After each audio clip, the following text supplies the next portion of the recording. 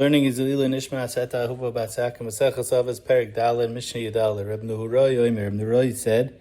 So first we'll read the Mishnah and then we'll translate it afterwards. Havigul l'makom Torah, va'al tomer shehi tavei acharecha, shechavirecha yikamu biyadecha, ve'el minascha el tishan.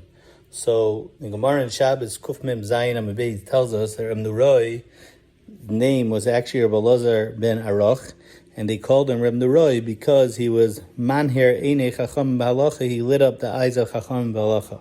What was the story with this Reb Nuroy?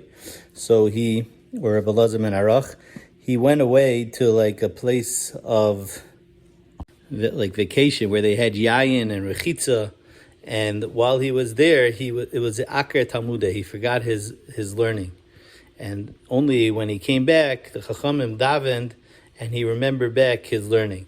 So on that, because of that Mishnah, because of that story, he said this Mishnah, the Gemara says, that have a goyel l'makom Torah. Rashi explains that if you're a Talmid Chacham, don't stay only in a place of Talmidei Chachamim where your friends are, and don't say that your Talmidim will come to you and that's good enough. Why should I go to them? Because chavirecha yikaimu biyadecha. You should be rogel next to them, next to the other Chachamim, and when they're learning one Masechta, you're learning one Masechta, and they're learning a different Masechta, you'll be able to understand it. It will be Sedura, Beficha, and you won't forget it. There'll be Noscha El Tisha, and don't say that you're a Chacham Gadol Ani. And when I'm learning this parak, I'm not going to forget the other one. So this way, if you're amongst your friends, you'll always be holding in all different Masechtas, and this way, you'll be able to retain your learning.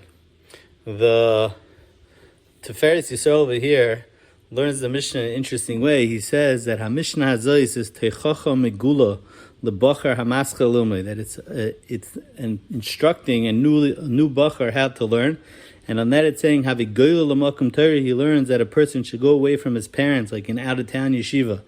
He says, Keina Adam Lo Yatzliach, Heim B'Midas, Heim B'Torah, Heim B'Chvoida. A person is not going to be Matzliach, not in Midas and not in Torah, Rak b'mokum she'ena mokum le'ladatayr, only in a place which is not his birthing place. You can see over there the reasons why, but it's interesting how he touches up this Mishnah talking about a teichacha megula to a new bacher. Mishnah tes vav Reb Yanai oimer ein biyadenu loy mishalvas harisham va'af loy meyisurei hatzadikim. We'll touch the second shot in Rabbeinu Yonah that ein biyadenu means we have no way of understanding why Risham have shalva.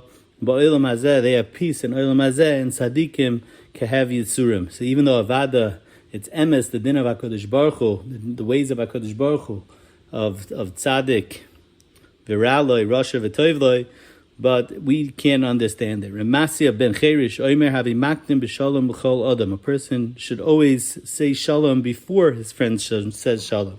And it's interesting, the Gemara in Brachos and Avav Amabez, it says over there, this Omar Abchelba, Omar Avuno, Kol Sheyedea B'Chaver Shuragalitin Le'Shalom. If you know that your friend is going to answer, then Yaktim Le'Shalom, then you should tell him Shalom first.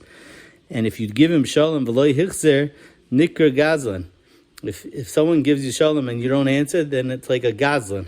The Gemara brings a pasuk, Gezelas Ha'ani. What's Gezelas Ha'ani? How could you steal from an Ani? He has nothing to steal from. So Rashi explains, the only thing you can steal from him is that you don't answer Shalom Aleichem to him.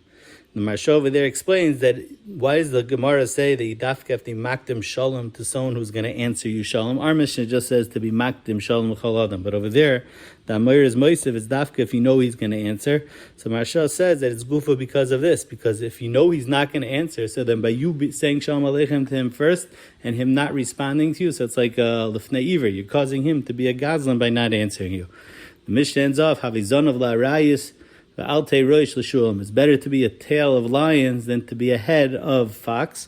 The Rabbeinu Yonah learns that it's better to be a Talmud of a Chacham Gadol than to be a Chacham of a smaller, a Rav over a smaller group, because you're going to gain more by being a Talmud of a Chacham Gadol. This is brought in the Gemara in Sanhedrin. All the Rishonim over here are mitzayin it on Daf Lamed Zayin Amud Aleph when it talks about if someone in the Sanhedrin dies and everyone moves up a step, So it turned out that there were different rows, 3 shuras of 23 each. So someone who was the top person on the last shura of 23, now when he moves up a shura, now he's going to be on the bottom of the next level shura. So it's better to be like the lower student in the Aleph class than to be the best student in the Beis class.